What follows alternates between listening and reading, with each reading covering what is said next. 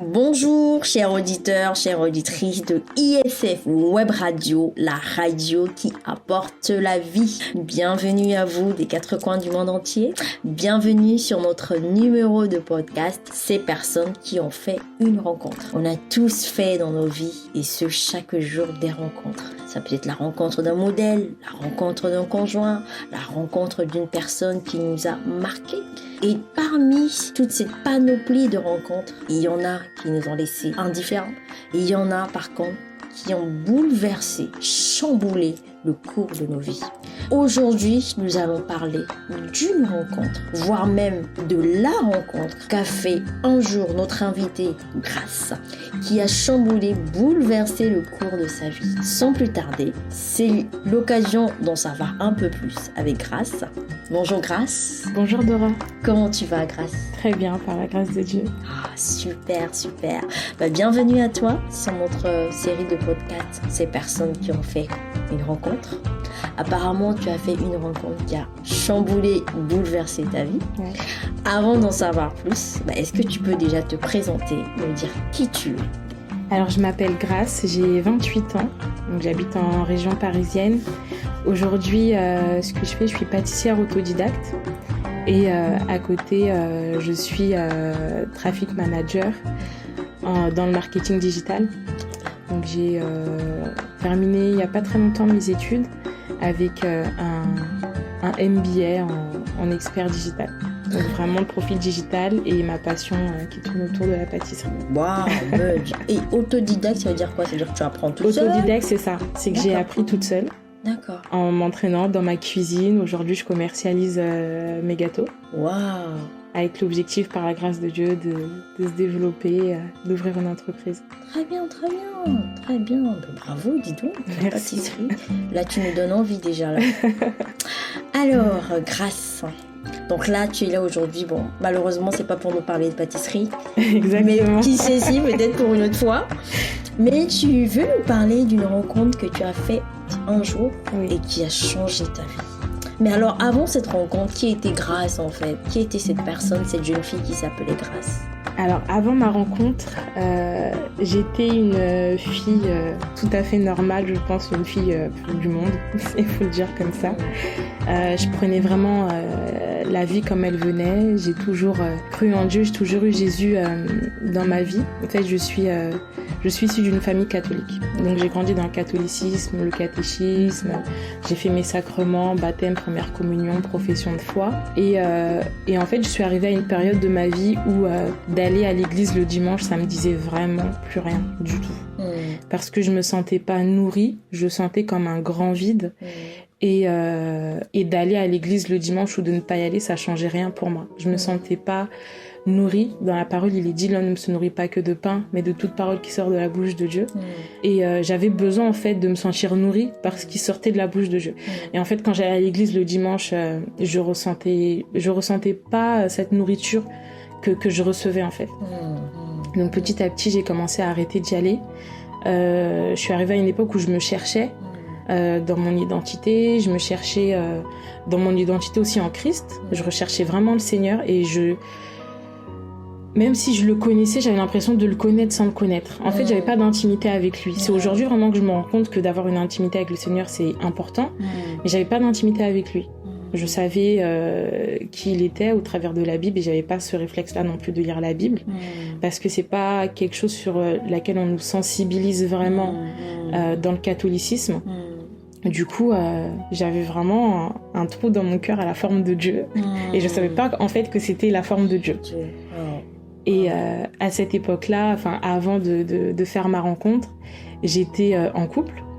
Donc c'était une relation du monde, pour être totalement transparente.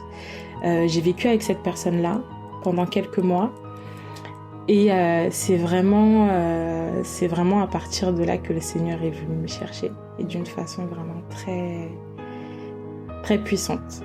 Parce que j'ai vécu une relation un petit peu compliquée qui a duré 5 ans. Je me suis mise avec cette personne-là en 2013.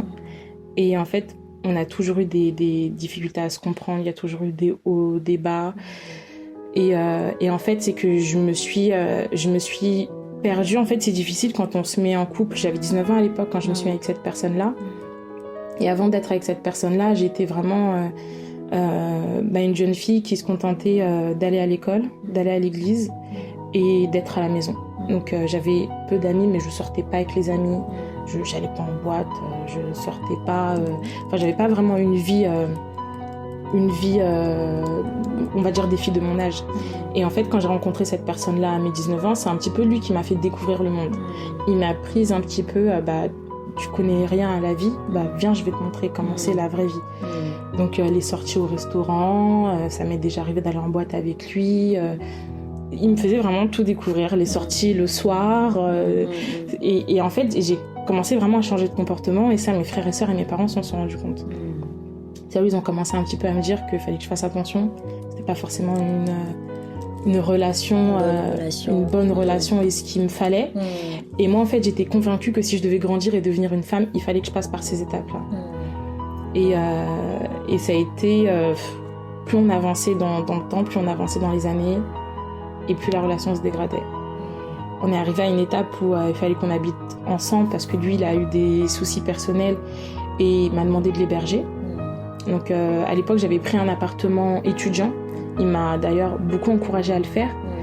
Et on s'est retrouvés en fait à vivre ensemble sans vraiment que je le veuille et sans que ce soit vraiment organisé, sans que ce soit, on va dire, légal. Que ce soit aux yeux des parents, que ce soit aux yeux de ses parents à lui. Enfin, on n'avait pas non plus les mêmes principes et les mêmes valeurs. Moi, auprès de mes parents, avant que j'habite avec un homme, il faut que je sois mariée. Et ça, c'est quelque chose que j'ai délaissé avec cette personne. J'ai caché à mes parents au départ qui vivaient avec moi. Après, ils ont fini par s'en rendre compte. Parce que je n'avais plus le même rythme. Quand je venais voir les parents, je m'empressais de rentrer. Parce que, en fait, il fallait que je rentre faire à manger pour mon homme. Et moi, à l'époque, je me disais, non, mais c'est mon homme, maintenant on habite ensemble. Donc, je me projetais déjà dans une vie véritable qui n'en était pas du tout. Qui n'en était pas du tout une. Et c'est qu'à un moment donné aussi, il y a eu plusieurs actes, plusieurs comportements qui ont fait que la fille à deux, elle était très compliquée. On s'est séparés une première fois parce que il exerçait une forme de pression psychologique sur moi pour que je perde du poids. Alors qu'à l'époque, je faisais déjà une 15aine de kilos de moins qu'aujourd'hui. Mais pour lui, j'étais pas assez bien. Et en fait, quand je l'écoutais parler, c'était un petit peu une relation de maître à élève. Je vais t'apprendre la vie. Et en fait, moi, je suis en haut. Et il faut que toi aussi tu grimpes les échelons pour arriver à mon niveau. Mais pour l'instant, t'es pas à mon niveau. Et en fait, pendant 5 ans, ça a été ça. Pendant 5 ans, j'ai essayé de monter à son niveau. À chaque fois que j'évoluais ou qu'il y avait des choses, ça arrivait qu'il montre de la jalousie. Par exemple, on a passé notre BTS ensemble. Moi, je l'ai eu. La semaine d'après, j'ai eu mon permis. Et lui, il a raté le BTS, il n'avait pas le permis. Il m'a clairement dit, par respect pour moi, tu n'as pas fêté ton BTS, tu n'as pas fêté ton permis. Parce que moi, je ne l'ai pas eu. Donc, en fait, tu dois me soutenir dans mon échec. Et à chaque fois que on était en alternance tous les deux. Mais même à cette époque-là, je sais que le Seigneur, il était déjà avec moi. Parce que à chaque fois que je cherchais quelque chose, que ce soit du travail ou quoi que ce soit, de l'alternance, un patron, je le trouvais toujours. Et à chaque fois que je trouvais quelque chose qui était mieux que lui, que j'étais mieux rémunérée que lui, il se sentait concrètement en compétition avec moi. À l'époque, je faisais il était contrarié, exactement. À l'époque, je maquillais et j'avais envie de faire une formation dans le maquillage, créer mon entreprise. Et lui, il voulait que cette entreprise, on la crée tous les deux. Moi, je voulais pas, c'était mon projet personnel. Ton bébé. C'était mon bébé, exactement, c'était ça. Je l'appelais comme ça, c'était mon bébé. Et lui, en fait, il voulait qu'on le fasse tous les deux. Et dès que j'allais pas dans son sens, c'était beaucoup de pression psychologique. Et en fait, quand on a commencé à habiter ensemble, cette pression psychologique, elle s'est multipliée. Elle s'est multipliée et ça a commencé à être de plus en plus pire avec beaucoup de paroles rabaissantes, beaucoup de critiques, énormément de critiques. J'étais pas assez bien. J'étais pas assez bien, que ce soit pour lui, que ce soit pour les autres.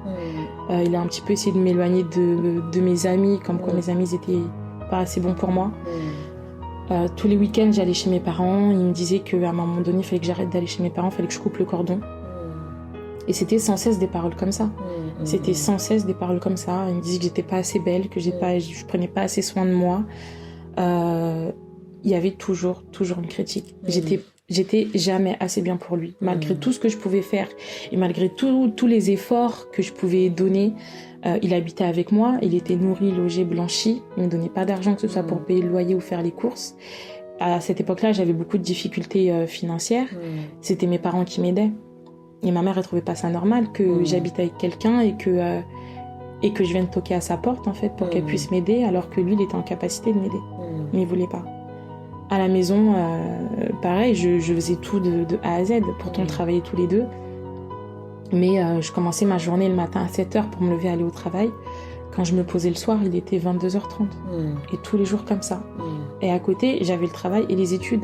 J'étais rentrée dans un cycle, en fait, où je m'oubliais, où je me perdais. Et en fait, ma vie professionnelle en prenait un coup, ma vie sociale en prenait un coup. Et en fait, j'ai commencé à rentrer dans un engrenage. Et en plus, lui, d'exercer cette pression psychologique quotidienne et permanente sur moi, c'est que à côté, c'était quelqu'un qui me mentait beaucoup. C'était quelqu'un qui me disait je vais à une soirée avec des amis, mais il rentrait pas le soir. Et c'était sans cesse des choses comme ça. J'ai surpris des conversations avec une fille à 4h du matin. Il me cachait énormément de choses. Et comme c'est un mauvais menteur, je savais quand il me mentait. Sauf que j'avais pas forcément envie de le manifester parce que j'avais peur de lui. J'osais pas parler, en fait. J'avais pas l'assurance que j'ai aujourd'hui. Exactement. À l'époque, j'avais 23, 24 ans et j'osais pas parler.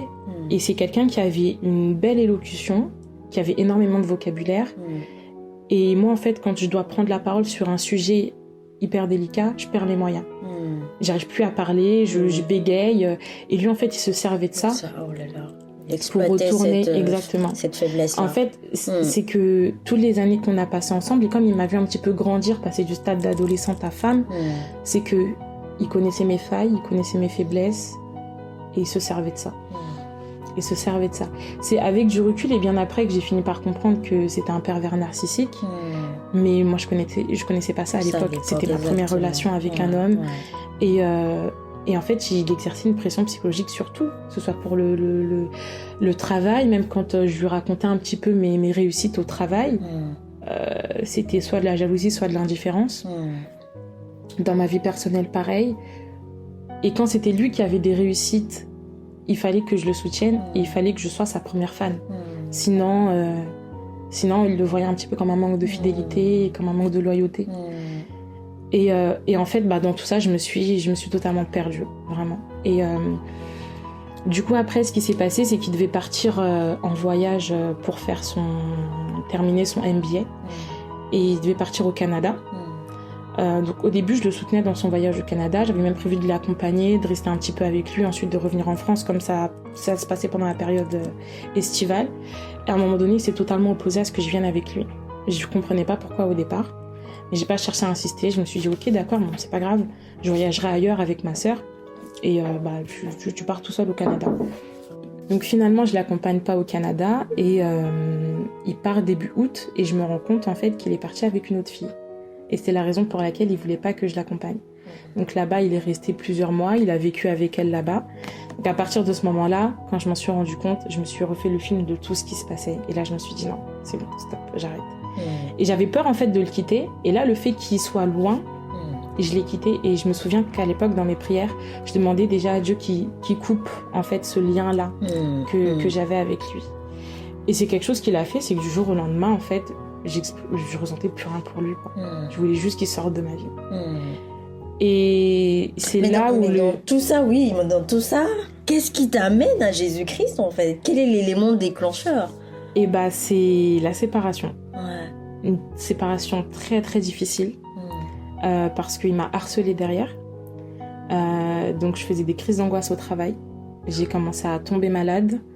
Les crises d'angoisse, en fait, c'était le début et il y a eu plein de choses qui se sont enchaînées. Je m'absentais au travail, je tombais malade, je somatisais en fait beaucoup de la douleur intérieure que j'avais. J'avais des pertes de mémoire, je me souvenais plus de ce que je mangeais la veille. Au travail, pareil, j'arrivais plus à me souvenir. Je faisais beaucoup de calculs, je me souvenais plus comment faire les calculs. Perte de mémoire totale, perte de mes capacités intellectuelles. Des douleurs au dos, donc je disais, des douleurs même dans les membres. Et en fait, le jour où le Seigneur me rencontre, c'est un jour où je m'absente au travail. Et j'avais 2 collègues, donc Joël et Déborah. Joël me dit, mais dis donc, t'es pas là aujourd'hui au travail. Et je lui explique que je suis malade, que je vais pas très bien. Je lui explique en 2-3 termes.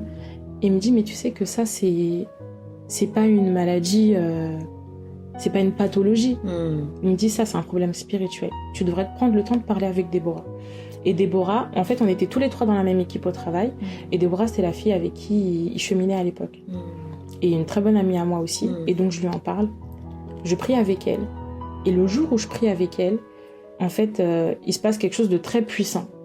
Quelque chose qui m'interpelle. Je me dis, tiens, je ressens des frissons. Puis je me dis... Et donc, à la suite de ça, donc j'étais pas partie avec lui au Canada. Et je pars, en fait, à New York, finalement, avec ma sœur. À New York, on fait une escale à Brooklyn, où on assiste à un culte. On voulait vraiment assister au culte à Brooklyn. Et ce culte, il a été tellement puissant. On a été remplis par la présence du Saint-Esprit. On a été en larmes tout le culte. Moi, j'ai la chance de comprendre l'anglais, donc je comprenais tout ce que le pasteur expliquait. Et ça faisait vraiment référence à ma vie. Et à la fin du culte, je fais une prière au Seigneur et je dis, j'aimerais vivre en fait ça. Ce manque de nourriture en fait que j'ai et qui m'a poussée à ne plus aller à l'église, j'aimerais le retrouver en France. Et à la fin du culte, il y a 2 dames qu'on rencontre et elle nous dit, mais revenez la semaine prochaine. On lui dit, mais on vit pas ici. Et je lui dis, il n'y a pas d'église comme ça en fait en France. Et j'étais totalement dans l'ignorance. Parce qu'au final, quand je reviens de New York, Déborah me demande comment je vais, elle me propose de venir à l'église. Moi à l'époque, j'étais catholique de base, donc dès qu'on parle des pasteurs, je disais non, c'est bon. Le cliché des pasteurs, c'est pas la peine, je veux pas en entendre parler. Elle a vraiment insisté, elle m'a dit, mais viens au moins découvrir. Après, si vraiment tu te sens pas à ta place, c'est toi qui vois. Donc je finis par la suivre. Je viens au culte le dimanche. On s'était donné rendez-vous. Moi, j'habite loin d'ici en transport. À l'époque, j'avais pas de voiture. Et là, en fait, tout le chemin se fait d'une façon fluide. J'arrive hyper à l'heure, pas de problème de transport, alors qu'il y en avait tout le temps à l'époque. On arrive hyper tôt, on arrive à être assise devant. Et là, quand le culte commence, au moment de l'adoration, il y a une voix claire et totalement audible qui me dit, c'est là qu'est ta place. Et en fait, j'ai eu comme une vision et comme... j'ai ressenti en fait tout ce que j'avais ressenti lors du culte à New York. Et là, je me suis mise à pleurer. Et je me suis dit, en fait, le Seigneur, il vient me chercher, c'est aujourd'hui. Et j'ai passé un culte magnifique. Et c'est là où je me suis dit, je vais revenir découvrir. Et comme à cette époque-là, j'étais malade. Et en fait, c'est là où, au mois de janvier, j'avais eu un petit peu une crise de panique à l'école. Et on m'a redirigée vers la psychologue de l'école. Et là, j'ai commencé à voir la psychologue. La psychologue m'a orientée vers mon médecin généraliste. J'ai parlé en fait de tous les symptômes que j'avais au médecin généraliste. Et là, il me dit, mais vous êtes en dépression. Donc on me met sous anxiolytique, sous médicaments. Donc je prends des Xanax. C'était des médicaments, en fait, à chaque fois que je les prenais, je planais. Et j'étais l'ombre de moi-même à cette époque-là. Donc ce qui fait que j'étais venue une fois à l'église, mais après je refais un step back. Un jour aussi à la maison, j'avais très mal dormi, j'avais eu une visite bizarre, vraiment au milieu de la nuit, ce qui a fait que j'ai fui mon appartement pendant 3 mois. J'arrivais plus à y retourner. Et à chaque fois que j'allais à l'école, je le croisais, ce mec-là. Et du coup, à chaque fois, c'était sans cesse J'étais en fait dans un engrenage compliqué. Je faisais que de m'enfoncer. Et j'en parle à Joël et Déborah. Ils me disent, il faut vraiment que tu viennes au culte, que tu écoutes les enseignements. Et c'est là où je me suis un petit peu forcée à le faire. Je commence à lire la Bible, à écouter des enseignements, à suivre le culte, même si j'avais pas la force de venir le dimanche, parce que j'étais vraiment dans un état second. Joël et Déborah, ils m'ont pas lâché à cette époque-là. Ils continuaient vraiment de prier avec moi. Ils recevaient même des paroles pour moi qui étaient vraiment touchantes.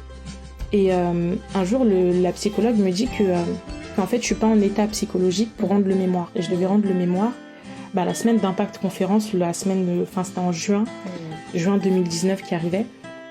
Et elle me dit, t'es pas en capacité intellectuelle, donc il faut que tu demandes à ton médecin qu'il te fasse un courrier qui atteste que t'es en incapacité intellectuelle pour que tu rendes ton mémoire plus tard. Et c'est là où en fait je me rends compte que d'accord, ok. Donc je vais mal psychologiquement, je suis malade et je suis en train de devenir folle. Donc là je me mets à parler toute seule dans la rue, je me mets à...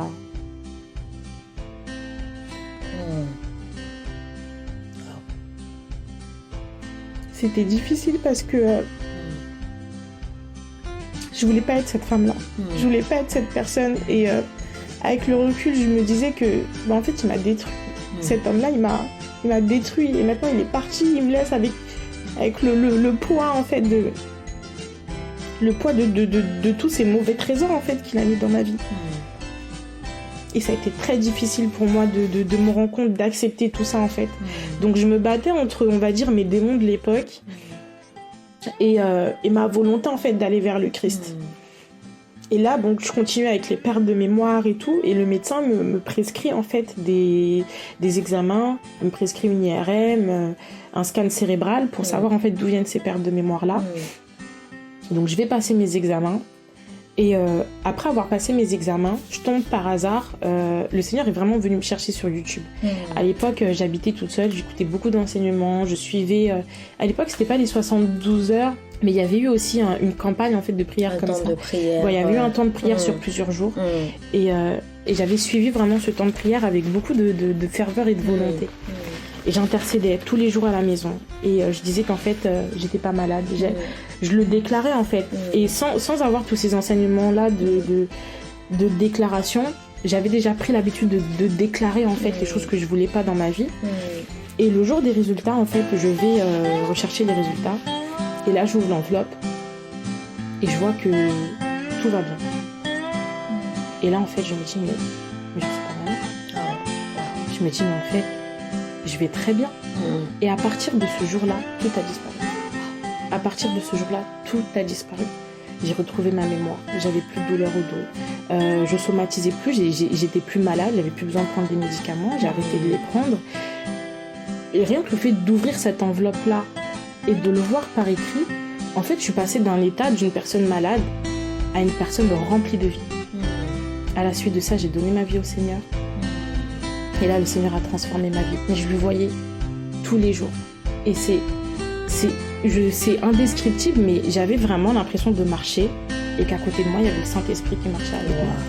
Il était partout, partout, partout, partout. Je peux donner quelques exemples, mais il me suivait partout. Avant qu'il y ait quelque chose qui se passe dans la rue, le Saint-Esprit me disait, il va se passer ça. Avant que quelqu'un vienne chez moi, le Saint-Esprit me disait, tu vas voir, aujourd'hui, il y a ton frère qui va venir. Et mon frère venait. Quand je parlais aux gens, j'arrivais à ressentir ce que les gens avaient dans leur cœur. En fait, je suis passée vraiment dans un état de connaissance. Et en fait, je parlais vraiment au Seigneur. Comme je parlais avec une vraie personne. Et il me répondait en live. Je l'entendais d'une voix claire, en fait. Et la voix que j'avais entendue à l'église, c'était la même voix que je m'entendais. Et c'est comme ça que j'avais l'assurance que c'était le Saint-Esprit et que c'était le Seigneur qui me parlait.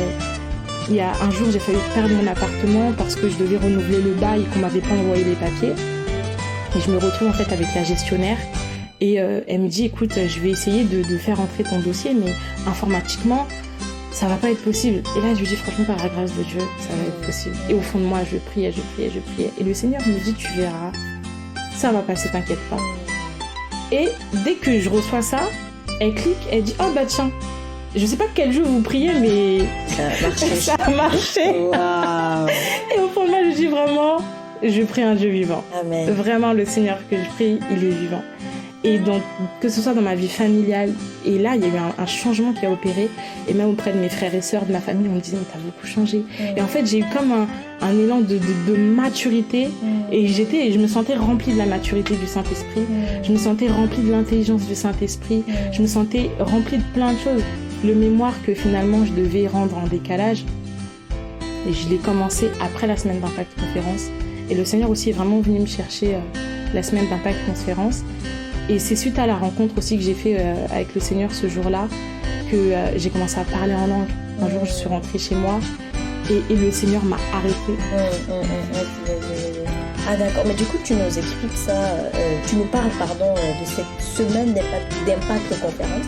Alors pour un auditeur, une auditrice qui ne connaît pas, qui ne sait pas ce que c'est, est-ce que tu peux nous expliquer ce que c'est Impact Conférence?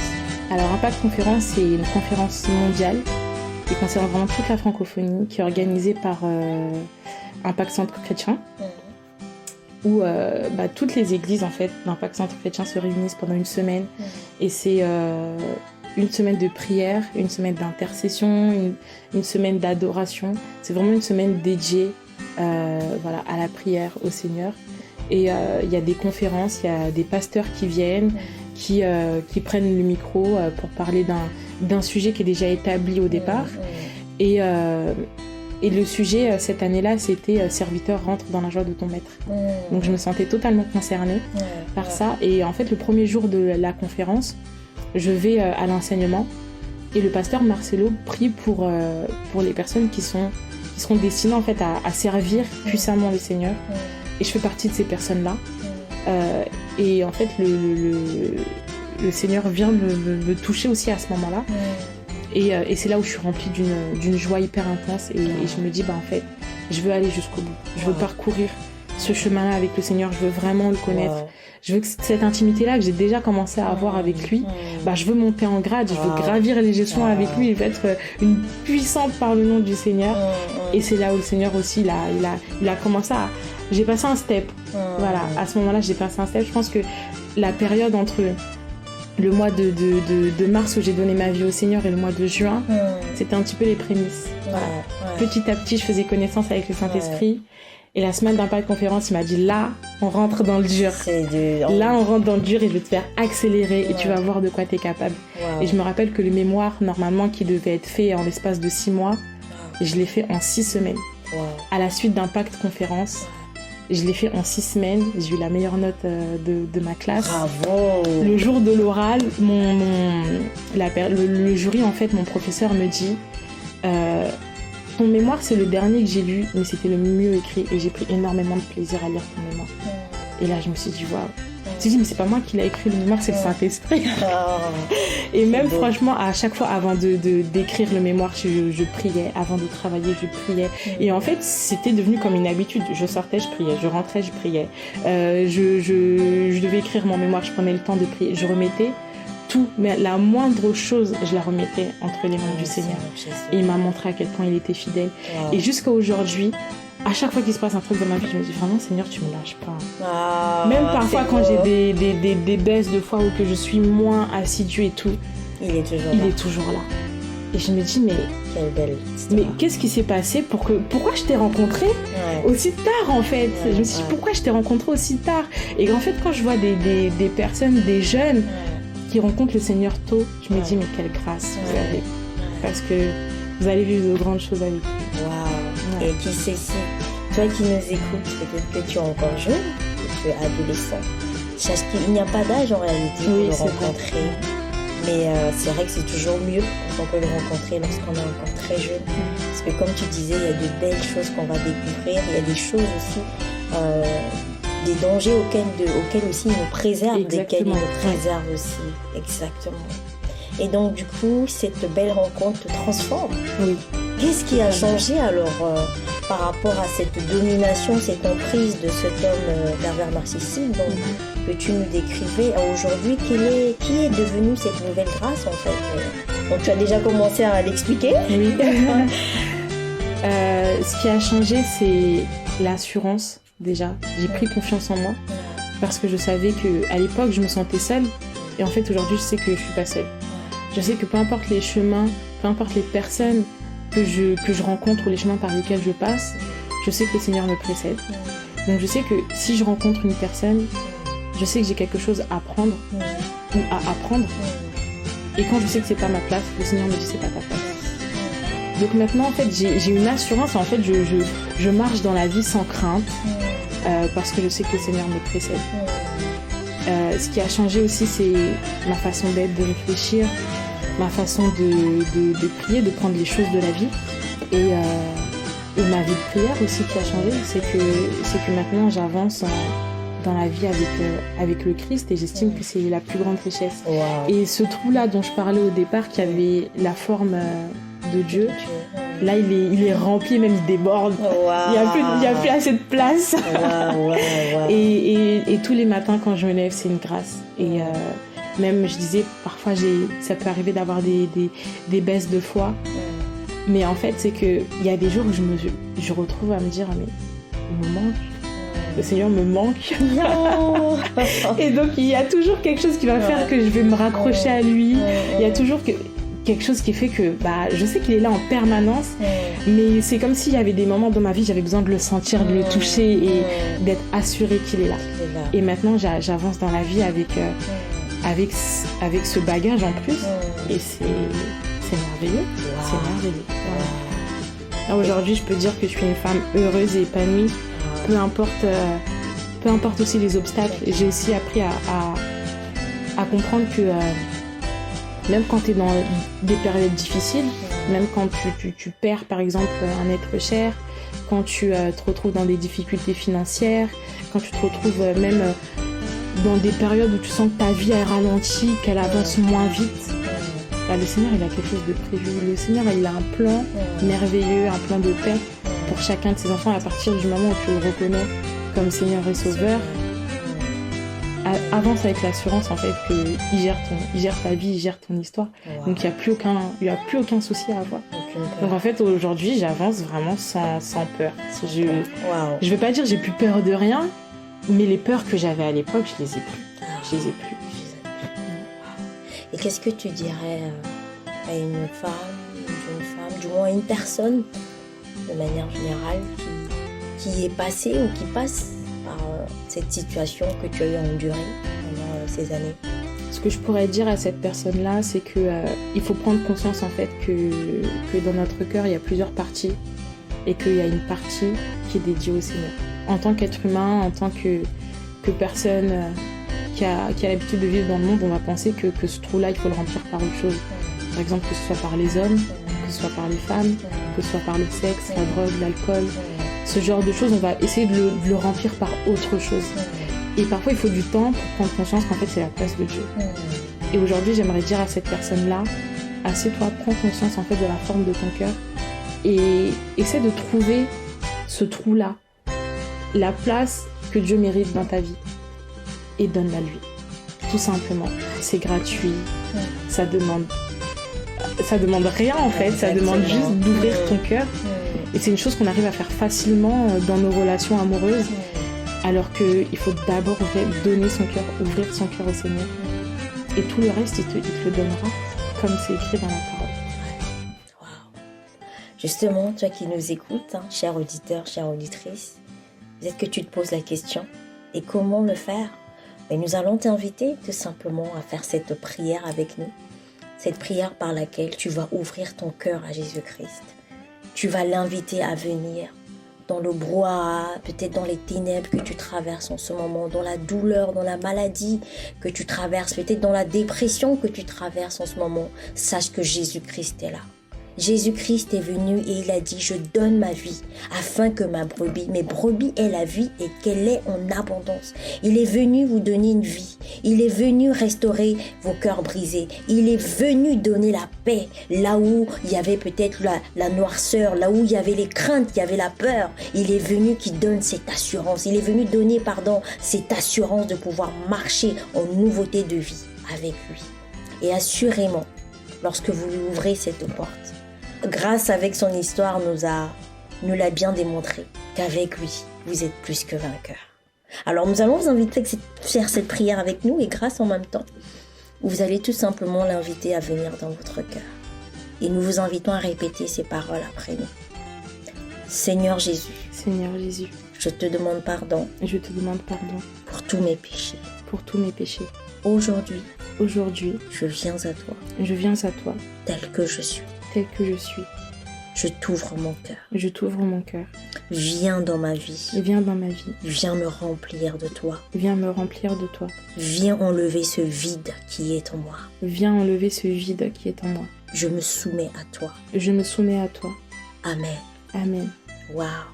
Par ces quelques paroles, chers auditeurs, chères auditrices, vous venez d'ouvrir un nouveau chapitre, voire même un nouveau livre de votre vie.